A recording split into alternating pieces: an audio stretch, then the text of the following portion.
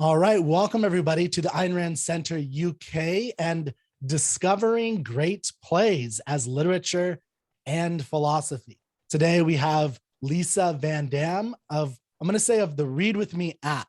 Is that what we're going to say instead of VanDamme Academy? And we'll just say, just go get that Read With Me app because you're not going to be able to go to, unless you're, 8 years old and you live in the right area and you can get in. You can't go to VanDamme Academy.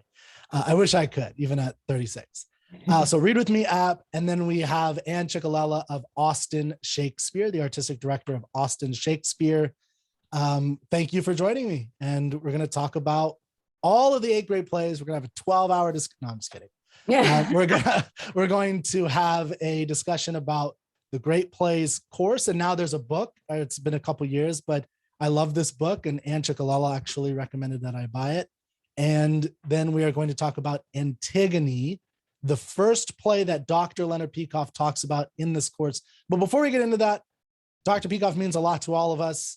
And I thought it'd be great if I asked each of you what this course in particular, we can go on forever if it's like, what does Peikoff mean to you? But what is this course? What did it mean to you, Lisa?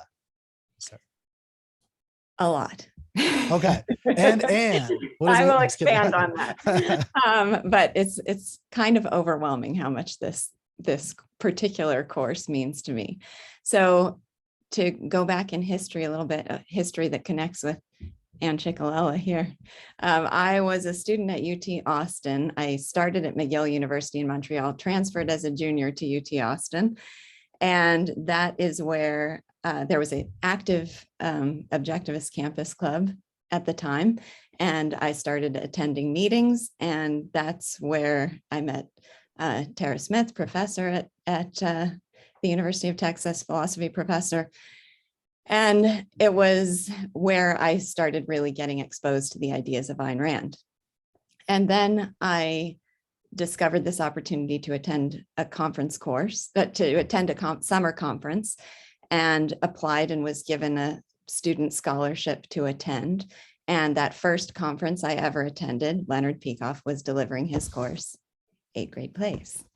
So prior to that, this is always a little surprising to people, I think, given my passion for literature now, I was not much of a reader at all.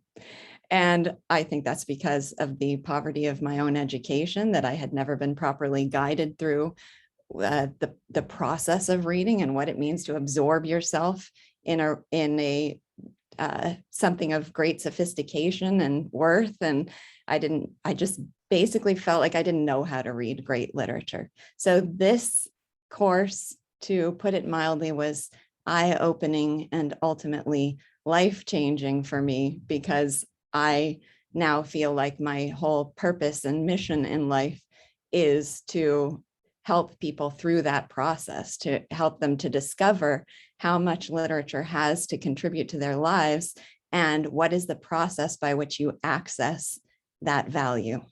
So that kind of chance encounter of this being the first conference I ever attended may have set the path of my whole life's purpose and career. So means a little bit to me. And just a sentimental aside, something I remember very vividly is coming back from that conference with my extensively written notes, handwritten notes and going to meet with Tara and Anne so that I could report to them everything that had happened in this exciting course. So yeah, there's some history here. Oh, I love it. That's wonderful. And I'm quite jealous you got to be in the class. That's great. But Anne, what about you? What did this course mean for you? Well, for me, it was sort of like, I'm in the secret world of Shakespeare and classical literature and all that. And the fact that, Dr. Peikoff decided to do this was just fantastic. So I've listened to it many times. I've read the book a few times. So it really is a treasure chest. But sharing it with other people is a challenge, because it is challenging, So I just am so happy we're doing this. Thank you, Kirk, and thanks to ARUK for letting us maybe get some other people in the world to read it if they have not, or to reread it, or to read some of the literature referred to in it. So I'm excited. Yeah, and it's you know, I don't have as cool of a story, but it means a lot to me in terms of I always was a reader, but not of classic literature. Ayn Rand turned me on to that in my early 20s, but it was Leonard Peikoff's This Course at like 26, 27 when I was in film and theater school, and I was like, maybe I should learn something about theater. And and so I took this course, and I was like, oh, now I understand how to read plays, and it like opened up my whole world. And he did the same thing with his poetry lecture, the same way, where I just, you know, now I understand how to read it. It does give you that, it opens you up, I think, if you put in a little bit of work. So I always tell that to people. It does take a little bit of work. It's not automatic. You know, I've read Antigone, and I just was reading another translation this morning that I haven't read in a long time, and it was eye-opening. There's still things that I'm learning from it. And so it's just, you know, there's just a lot. So this course is amazing. Recommend it. You can listen to it on the Ayn Rand campus. You can read it now. It's on YouTube. It's everywhere. So there's no excuses. And make sure you read the plays to go along with it. Although Leonard Peikoff is so entertaining, you don't have to. Although I think it kind of helps. But okay, so that's what Peikoff means to us. I think it's important because you know, Lisa said this at the beginning, and I feel the same way, as I wasn't necessarily open to a lot of these things until this happened. So if you're the type of person who says, oh, I'm not a literature person, or I'm not, you know, I'm a science math person, you're a human, and that's why you need this stuff. So as long as you're a human, you probably need discovering great plays. You need the work of Peikoff and Rand and the Read With Me app and Austen Shakespeare and all this great content that's out there. Well, you know, ultimately, your life will be happier. Your life will be richer. You know, it's like taking your vitamins every day. It's not like, oh, I really enjoy taking those vitamins. It's like, no, it helps the whole thing. And we can talk about art later, but, you know, the fact that Peikoff was a philosopher all these years and then sort of decided to turn to literature is a great benefit to all of us, because he, you know, he says, I guess in the intro, he did Ayn Rand's journey the opposite way, right? She did literature and wrote novels and then learned about philosophy. He spent a lifetime learning about philosophy and then wanted to share his love of these plays and literature. Yeah. Yeah. So before we get into the Antigone, I'll have a question for you guys here that I think is, and sorry if I say you guys, it's just a slang that I picked up in Y'all, California. you haven't picked up y'all? I haven't picked up y'all yet. You're an I still do the you guys. And luckily I got rid of the hecka from Northern California. But okay, so one of the things that Peikoff says in the beginning is he has three purposes, right? This is in his introduction. And I wanted to focus on one of those purposes, and we could talk about the others later if we want to, but I think this is one that's not obvious to people, especially if literature is not something they grew up with. They're loving reading all the time, and you know, that just they're not into it. And so it seems counterintuitive often in my experience. And he says, quote, number one of the three purposes, number one, and above all, pleasure, the sheer pleasure of exciting art, both in its means and its scale. The heck is he talking about with pleasure and exciting art? Like Antigone, really? Is that really exciting? Is that really pleasurable? It's really hard to read, right? Like it takes effort. So I'm just curious what you two think of that idea, that purpose. I guess I just want to say something about the world of imagination. You know, ever since I was a child, I loved the world of imagination, and lots of people, whether they play, you know, video games or, you know, or into sci-fi, people value the world of imagination, and you have to do that in reading a play, right? It's happening in yourself. And I just think that's so exciting and rewarding. And I think he's great at saying, look, if you don't understand a word or two, go on. Like, think of it. Yeah. And, you know, the great thing about these Greek plays is they're sort of like one-act plays. So they're very short. So you could read it through once and be done with it in 40 minutes and then watch some video. I looked today a little bit. There's some decent video up there on YouTube of Antigone in terms of a performance. But Lisa, what do you think about pleasure? it's hard for me to relate at this point to the idea of it not being pleasurable. Sincerely hard to relate to. There are a few pleasures I enjoy more in life than reading the list of plays in this course. And I've been teaching for about 25 years now, and I feel infallibly successful in getting the vast majority of my students to also experience it as a pleasure. Now, we haven't read all of the plays in this course because some of them are thematically inaccessible to 7th and 8th graders more than others, but we read Antigone regularly, we read Le Cid, we read An Enemy of the People, and we definitely every year in 8th grade read Cyrano de Bergerac. And I think that they enjoy these with an intensity of pleasure. That said, that's my experience now. That's my experience with my 8th grade students and 7th grade students. But I do understand that it's a pleasure that has to be earned, essentially. It is not automatic.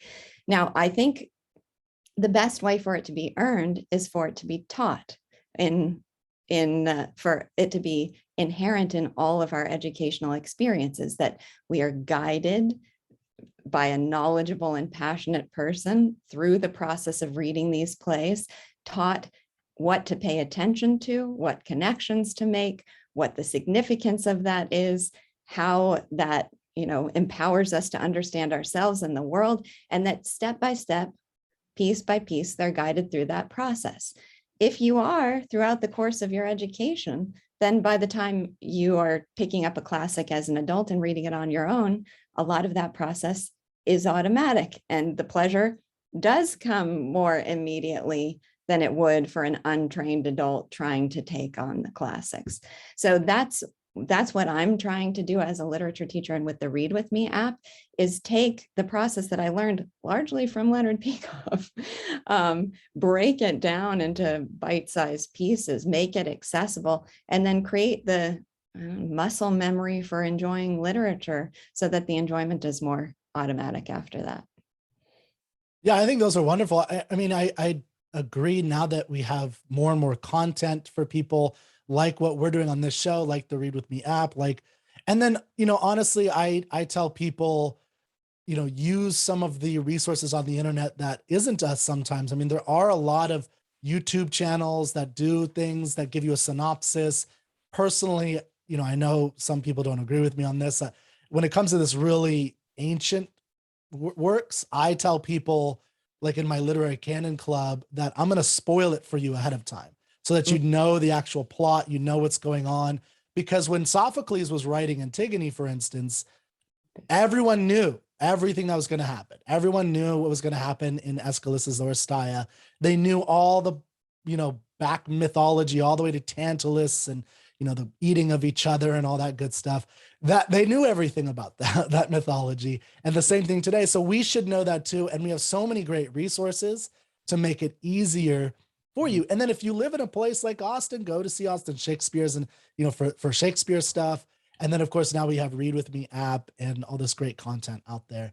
And I would, and then Anne, what you said, I think the developing of the imaginative muscle is something that is worth, one of the chief pleasures of being a human and alive, I think, but it's something that's not automatic. And it's one of to me, the tragedies of the world we live in, where it doesn't seem like people have that inner world that you have to, I think, develop. And I remember reading this from some classics professor years ago.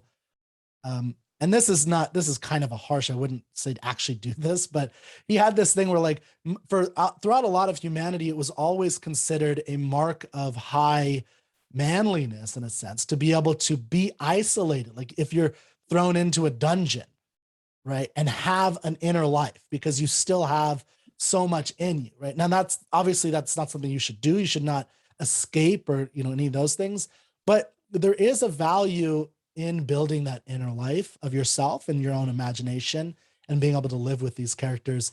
And that is something that occurs when you read, when you reread, when you experience these plays and these great works of literature.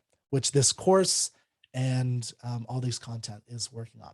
So I Ann, was curious, please. but both Kirk and Lisa, to talk about, you know, if you're not an objectivist, you're not into Ayn Rand, you don't know who Leonard Peikoff is, why does that become the lens for Sophocles? Why is he judged by objectivism? You know what I mean?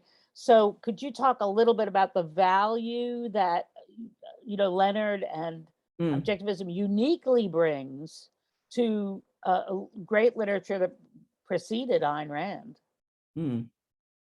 Lucy, do you want to take a crack?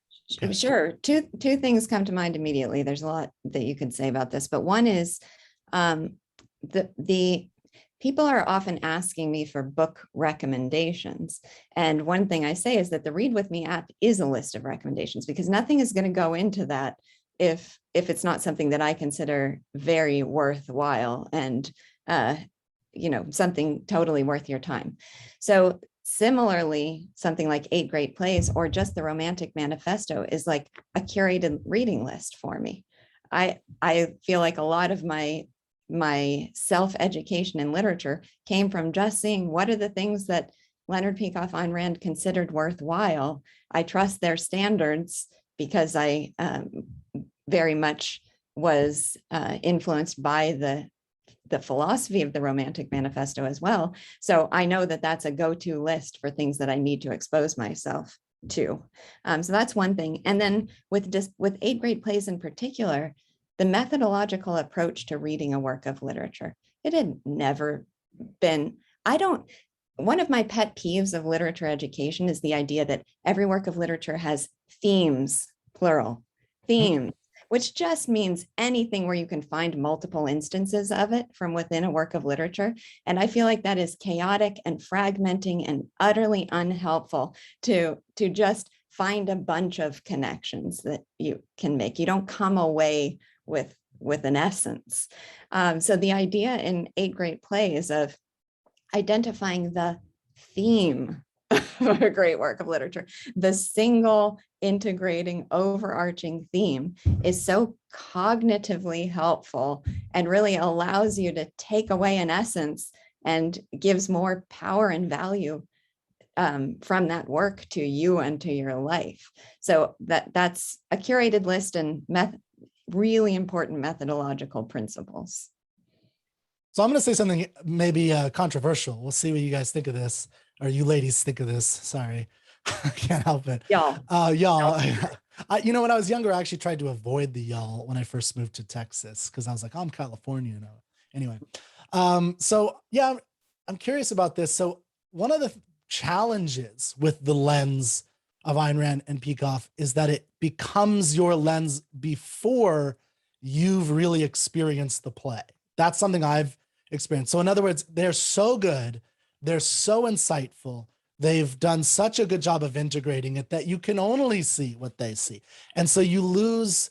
So one of the things that I do, for instance, in the Literary Canon Club, there's a concept that Samuel Johnson uses called Cant or Kant, C-A-N-T, not cannot. And his whole thing is to when you're in the process, in the stuff, right, in the life of it, you don't want to be judging it. You don't want to have the pedagogical, like, oh, I'm going to impose something on this work of art, and I'm going to do that. Your first principle, your first job as the experiencer is to experience, period. And so it's a very challenging thing that I do with people, because we're telling them read this great plays, and we have this one of the brilliant minds of all, right, telling, and it's like, I'm never gonna, like, I don't see what he sees when I first read Antigone. It takes a while, and it takes him telling me, and I'm like, well, now is that correct? And so my point is that we have to also be aware of the power of the lens becoming, from somebody else so genius becoming your lens, but artificially. And so then you're basically, maybe it's rationalistically, but you're kind of just imposing that. So that's kind of my view of that answer. if you have We both comments took on that, I'd love notes, to so hear I that. know Lisa has. Yeah, yeah, so you take notes. I'm like, oh no. Lisa, you start, and then I'll follow. Lisa, Okay. all right, school me Well, on this. But First, one thing that came to mind is a funny story I can share. I Please. can't remember what I was teaching. I think it might have been Anthem. I don't remember. To Leonard Peikoff's daughter and classmates when I was homeschooling so many years ago. And I came to something where they asked a question or I had a question and I just felt unsure about something. And I, yes, had the privilege of picking up the phone and calling Leonard Peikoff to ask his advice about this question. And privilege I and pressure. I would imagine there's pressure teaching Anthem to Peikoff's child. Oh, But yeah, so that's I was you're a brave. bold You're 24-year-old. bold. Yeah, that's bold. So I picked up the phone and called him, and it was one of those amazing answers where what you get is a total rejection of your question. And that's just the perfect thing. So I asked the question, and he was like, "What are you doing? Just read the story the first time. Don't go to this high level analysis."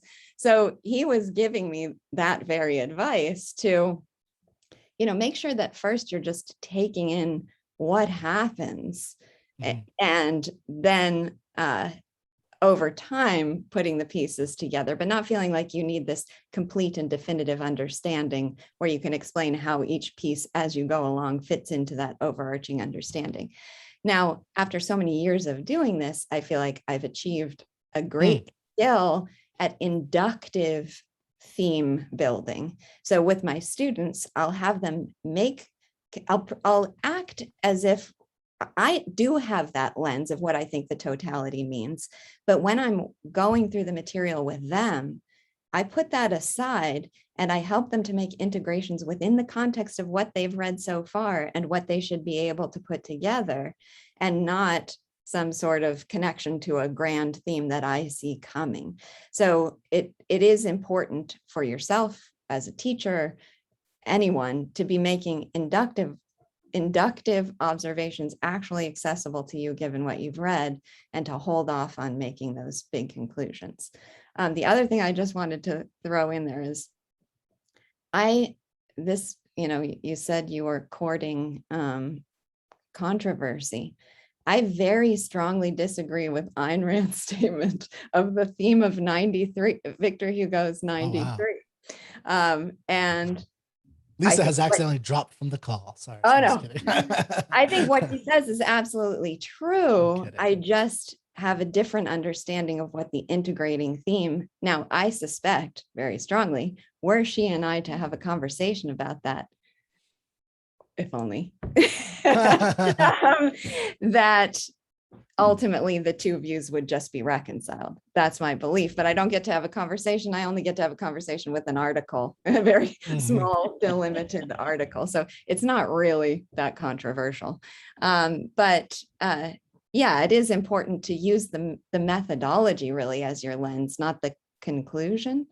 If that makes sense, to be going through the process and trying to genuinely come to an understanding of your own, and then accepting if that understanding is not exactly the same outcome. But I think what we're talking about is great because it is about integrating. And that's right. I mean, that's what intelligence is, right? It's seeing relationships. So all you're doing as you're living through this story is putting it together, and you're living in a world. I mean, you understand that this is not the real world. This is the world that's selected by this author, but you're accepting that. You're like, hey, I'm on the ride with you, buddy. Take me on your ride. So I go through that ride, and at the end, and Leonard will say this in his book, it's not like we're teaching the philosophy of Sophocles, right? But we are experiencing it. We are having pleasure from that philosophy, that view of the world, creating this extraordinary character. I mean, I feel like, and I just want to get into Antigone for a second, she is so modern. That's what blows my mind. This is like 1,000 years before Aristotle. I mean, it's such the wealth of Greek culture, and of course, 100 years. But thank you. And of course, the the brilliance of Sophocles himself to develop this extraordinary woman. And I just feel like this is a great play to start with, not because it's just the earliest historically, because it's short and because it feels modern. Now, I will say the one thing that doesn't feel modern is this whole thing of burying the brother. Oh, Really? Okay, interesting. Well, I mean, I've taught this play to kids, and kids are like, "You're going to give up your life to put dust on his body?" And Peacock does actually treat that issue a little bit, like, yeah, when you really love somebody, what that body means to you. But that is the sort of bump, if you will, in terms of but Antigone is just such a, I mean, later in this essay, Peacock compares her to Ayn Rand, or Ayn Rand, but she has that boldness, that sense of, I'm going to do what I need to do, and it doesn't matter what you do. I do what I do. Anyway. I got to throw in the quote. She is in love with the impossible and has a fury in her heart. That's wonderful. He was actually quoting a critic. That's right. And that's, I mean, I've always loved reading criticism. And just for that very reason, it's like reading a restaurant review of a restaurant you went to, and they describe it in such a way that you sort of live it again. Well, sorry, Lisa, go ahead. Yeah, let me just throw one thing in here. A phrase that comes up often in Read With Me, because I'm teaching works of literature that I don't agree with philosophically, and that the people who pick up this program might not agree with philosophically, like, let's say, Crime and Punishment by Dostoevsky. So I encourage people to what I call suspend philosophic disbelief.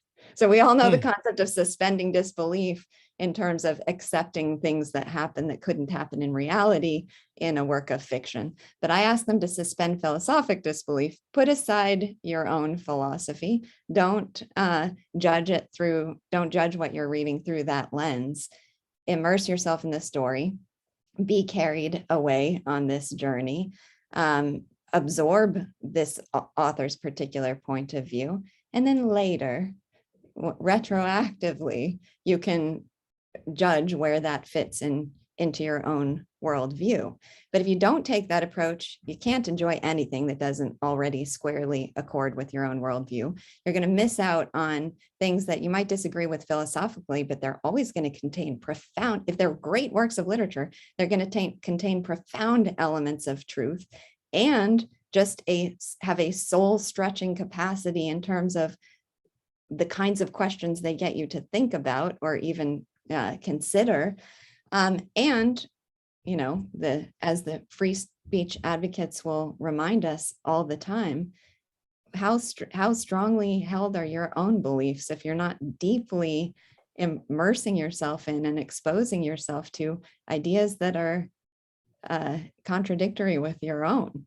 You got to allow the possibility that it might actually influence your thinking in a genuine, sincere way. I think I've been very influenced by Dostoevsky, maybe not in fundamentals, but in really important ways. And you need to enrich your own understanding of your ideas, which you can do by contrast to well-articulated other ideas. Well, this is a good segue into Antigone itself, because it seems like that's not what Creon is doing. And it seems like, in fact, people are arguing and he's being an adamant authoritarian and saying my way or the highway. I don't care how good your arguments are. I don't care what the elders want. I don't care what my son is arguing. Who are you, you young whippersnapper, to tell me what to do, right? And so it seems like there's something that we can learn by this tragedy of what's happening with these characters. And although it's not Creon's play, it's Antigone's play, he is a major character. I think he has probably more screen time even than Antigone, or similar, probably more. I haven't counted it out, but I have read, like, if you analyze it from the way that Aristotle describes it in Poetics, this actually is a kind of Creon's tragedy, more than Antigone's, because he's the one that everything bad happens to at the end. He's the one with the major reversal. Everyone else is, now I don't, this Aristotle, as Anne pointed out, comes after it comes after Sophocles, and he's learning from Sophocles in a sense. By the way, that's a lesson for all you philosophers out there. Learn from the artist, baby. Come on, we come first. Art comes first. We figure it out and explore and play, and then you guys kind of conceptualize it and make it sound. That is also a common question in literature books about Antigone. Who's the character? Who's the main character? Should the play be called Creon? Yeah. And of course, my ultimate opinion is like, no, she's the character.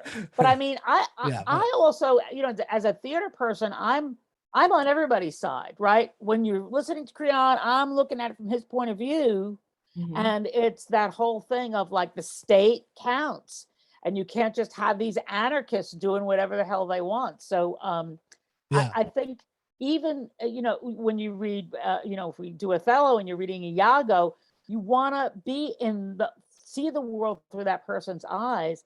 And that's one of the great things about literature when you're dealing with people in the world. You know, you're all of a sudden seeing that banker behind the teller and being like, what are they seeing when I just came up and was like, what's going on? So it's a great way of empathizing in the world. So now maybe for the audience, because if you have not read this, we hope that this video will still be interesting to you, and then you'll go read it. If you have read it, you know, that's great too. But I wonder, and I could try and do this myself, but maybe Lisa or Anne, if you want to give like a 30 to 45 second synopsis of the plot or the main story. Well, why don't you do it, Kirk, and then we'll come in and add. Well, but the thing is, we also have a book right here. Yeah, I know. It's a statement of the plot theme. The plot theme. Any of us, yeah. But I think he wants to give the story. Yeah, but go for it. If you want, let's start with the plot theme. I think that's a good way to start. And so can you tell people what the plot theme is, or what a plot theme basically is, if they don't know? You want me to do that? Yeah. Oh, yeah. Okay. So plot theme is the essence of the action situation. So differentiated from theme, which is a term we use more commonly, theme means the abstract meaning of the play. So here's how I always describe it with my students. I say, the author was walking around in the park one day and thought, I really want to show people this fact about life. I want them to grasp this insight that I understand. That's the theme. Here's how I'm going to do it. I'm going to tell the story of these people doing this and how they, you know, have the lesson come out of this situation. That's the plot theme.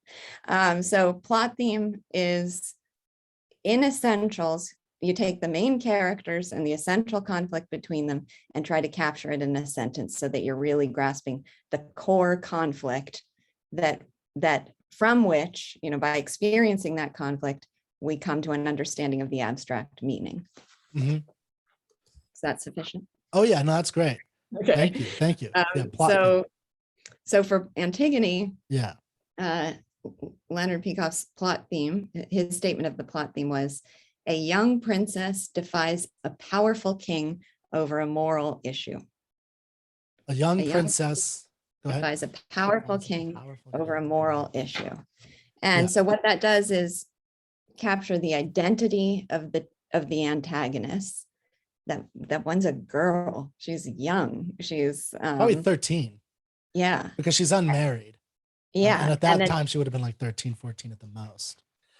And it's just shocking. When you had to stand up to a king, especially in ancient Greece. I mean, women did not have rights. They didn't have anything. So yeah, just to the audience at the time was probably flabbergasted and even very annoyed to some degree about like this young girl telling this man what to do or what's going to happen in a sense, right? So yeah, this young princess, excuse me, is defying a powerful king over a moral issue. Yeah. Is that so that's the plot theme. Now he also goes into, now it's interesting in the book and the course he does, Leonard Peikoff does plot theme and then plot development. Which is interesting because for me, like, I guess I would have to do the plot development, you know, at least when I'm doing it, I'd have to know what's everything that's happening to see what's going on. I wonder it is interesting when he constructs the plot theme, he tells you how he does it. Oh, that's true. Yeah, he does it like that. It that. really helps you to see the process. I developed it. But Yeah. but Kirk, I feel like you want to tell the story, which Yeah. is yeah. So Well, tell us the story. Well, just so people understand that I mean, that's quite right, that a young princess wants to bury her brother's body. Her brother is the former prince, or he was the prince Polynices, and his brother Eteocles. I always pronounce these things wrong. They were Eteocles, I think. Eteocles. Thank you. There was a mythological background. Aeschylus did a play called Seven Against Thebes, where there was a feud between the two brothers. Who they're the sons, by the way, of Oedipus. So everybody knows Oedipus. So they're the sons of Oedipus, and Ismene and Antigone are the daughters. And there's all this feud who's going to be in control of Thebes. This is the city that this all takes place in ancient Greece. And basically, Polynices and Eteocles, if I did that right this time, they kill each other in battle. And Polynices, though, is the one who brought 7 or 6 other warriors to attack Thebes in order to take back his crown. And so Creon, who's the uncle, the brother of Oedipus's mother / wife. This is what they say when they talk about, it's like a Greek play when you have people with, mixed up marriages and such. And so that's the basic background premise of the story. But Antigone wants to bury Polynices because it's the right thing to do in her mind. And Creon, who's now the king of Thebes, puts a decree and says an oath, I will kill anybody who does this. And he does a public oath, and he makes that. And then, of course, she still does this. And it's a law. I just want to, it's important that it's a law. Yeah. Because he's defending law. Yeah. And it's helpful to remember that this is Greek mythology. So there, in terms of Sophocles is writing this during a democracy era, and we have, Constitution, Republic, Restricted Republic. But at this time, this was the equivalent, right? In Thebes, it's like, it would be the equivalent today of Congress passing a law that says I couldn't, bury my father somewhere. And they were just going to let him. And this is the example that I think, Lisa, you're alluding to, that Peikoff brings up, about what I think is powerful, making this real to us today. I definitely would not allow the government, even in threat of death, to let my father just rot and be picked at. And that's the language they use, is that he's not just going to, he's going to rot in a gutter. Rats and birds and the, hungry dogs are going to rip at him. And I couldn't imagine, like, no, I'm not going to live in that kind of environment. And that kind of society is the other issue. So that's the main conflict, right? And that's what happens. And if I could say one last thing about art, I just have to bring this up every time I talk about Antigone. It's my favorite thing. I think Peikoff talks about this somewhere, and I learned this from him. Probably everything I know, I probably learned from one of you guys. But so when Antigone buries her brother, the way she does it, I like to use the example of the way she does it versus the way I think Hollywood would do it to show the essence of art.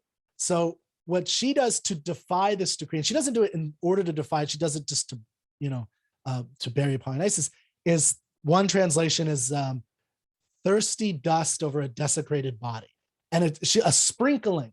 So she just sprinkles some dust, and then sentries come or watchmen come and brush it away. They watch to see who's doing it. And she does it again, right? A sprinkling. And the way I think that they would do this at Hollywood, if they remade this, is she would be like in a plane, and she would jump out like a high altitude, low opening with a team of assassins and SEAL Team 6, and they'd start shooting their way in. There'd be explosions. She'd fight some ninjas, and she'd like start losing a friend, and like, oh, you're going to die for this. I don't want you to die for my brother just to bury him. And no, it's the right, blah, blah, blah. And then they would do this big, fantastic thing. But in great art, it's just a sprinkling of dust. That's all it takes to have the whole conflict, all the craziness that happens in this play occur. You don't need the big spectacle. So I always have to say that about this play. Well, in terms of the religious quality, to sort of pacify his spirit, that's all she has to do. Yeah, it's the minimum. In terms of it's that it's not just the physical ripping, which is horrible, but that sort of like giving him last rites is what she's doing with that. But so part of what I think, Kirk, you're getting at is that external spectacle has taken the place of deep internal moral spiritual issues. So what's at stake here is not what matters here is not the spectacle. What matters is the moral issue at the heart of it. But that is something that seems to be increasingly lost, to go back to the pleasure issue in terms of entertainment value. What does entertainment mean? Does it mean we're just kind of distracted from the day-to-day and thrilled by spectacles, or does it mean we're stretched deeply in an emotional and spiritual way? No, I love that. Yeah, thank you for saying what I was trying to say in a much better, more concise way. I always appreciate when people do that for me, but I love that. Yeah, that's exactly correct. For me, is that we are entertained today, and I'll watch a movie and I do think of it as like vegging out, and my mind is basically empty. You cannot read this passively. And you, like, if you read it passively, you're not getting anything out of it. Like, you have to be super active. Your mind has to be completely engaged. You have to understand. And then it does have that soul expanding element that you're saying. And that's the kind of point, is that that's what great art is trying to accomplish. And I think here succeeds. What Peacock's trying to do with this project is give us the key to art. That entertainment is fine, and there's a place for that, but what entertainment cannot give you what art gives you. That there's a difference. Absolutely. Can I make two quick art connections to this point? Yeah, of course. Okay. This comes up when I read A Doll's House with my 8th grade class. There's Henrik Ibsen, by the way. Ibsen. At the end, there's a moment that the woman at the center of the play realizes that her whole life, she says, she's never been happy, only merry. And we always talk about, what does that mean? What does she mean? What's the difference between? So merry is like this superficial and pleasure, entertainment, giddy, sort of enjoyment of life. Happy means deep in your soul, going to your core values, the things that mean the most to you.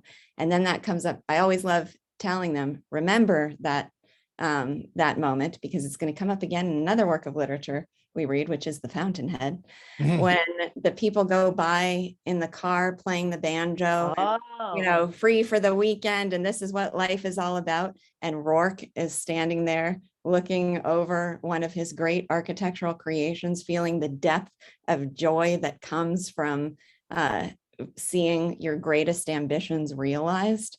That's happy versus merry. So I think there's a similar thing here in terms of the entertainment value, the pleasure value of great works of literature go to that deep, much deeper level.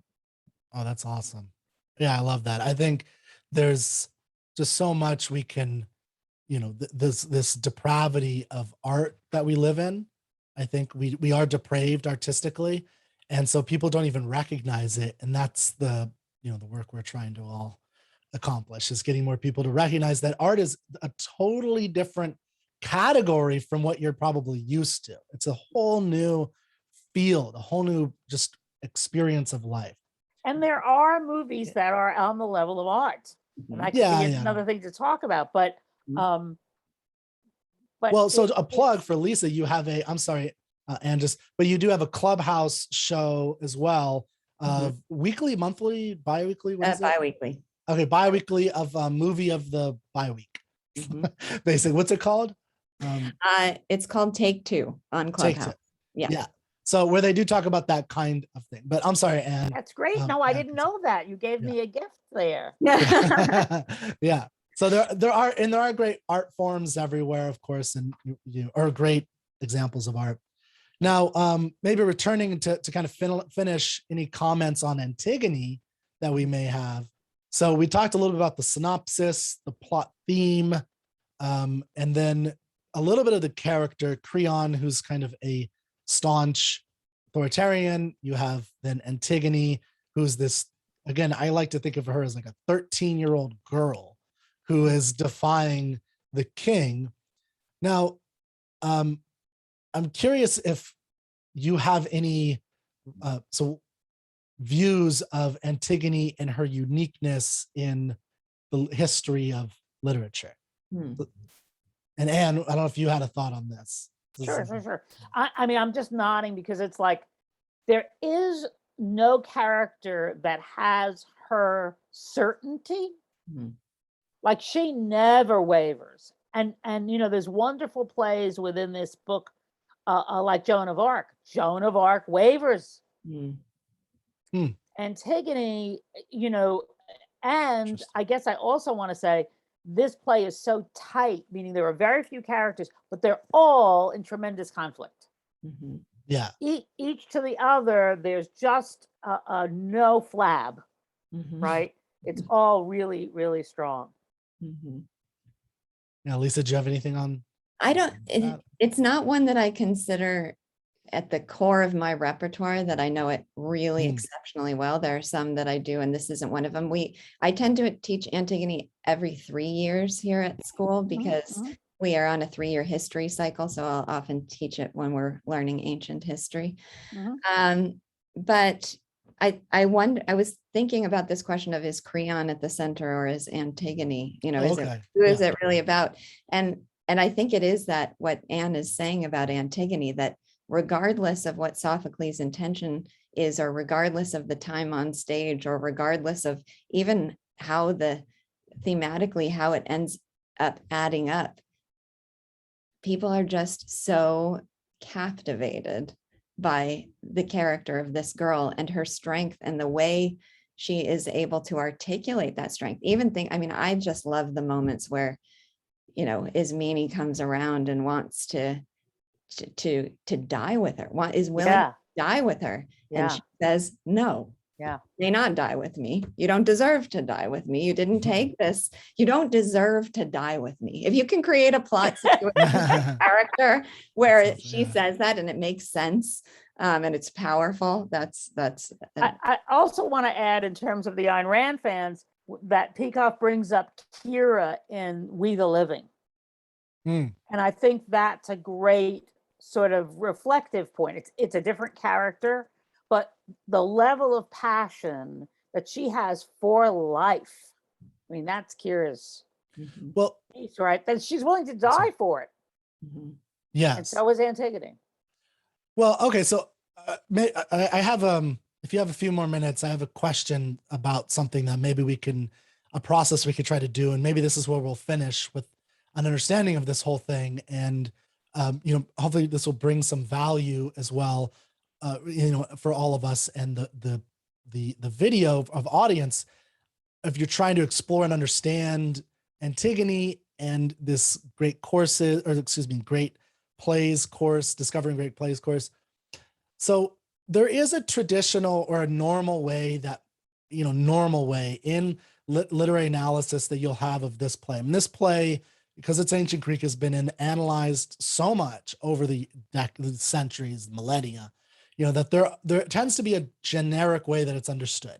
And I thought it'd be interesting, if we kind of looked at that, and I'll tell you what that is in a second, and then what Peikoff does and what he maybe adds to it, because it's not necessarily, I think, that they're wrong, and Peikoff even brings up some of them. So let me just give you an example. So the general way that I've understood this as analyzed is you have two extremes in Greek culture. You have Creon as the male representing the polis and what's best for the polis. And he has a lot of language in here about the ship of state, what it means to be a leader, that you need to have a great leader, and just like on a ship, this is where you have the ship of state analogy or metaphor.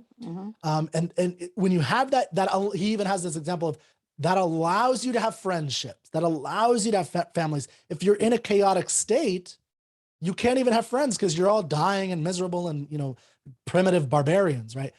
So that's Creon. He represents that extreme. And then you have this other extreme what we could call the tragic hero. And most people will say in literature analysis that Sophocles invented the tragic hero, this very isolated, uncompromising figure.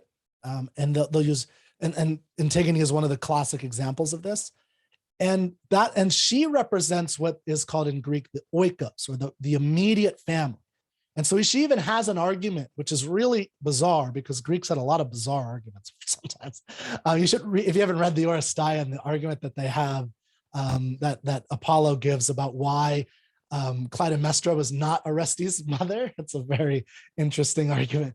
But this, she has an argument that if her husband would have been the one not decreed, killed, or not, if there were a decree against burying her husband, she would have been fine with that. The fact that it was her brother, and that it was, and the point that is being made is that there isn't, she makes this argument that I can only have one brother. I cannot replace my brother, but I can replace my husband by marrying again. But my parents are dead, so I can't replace my brother.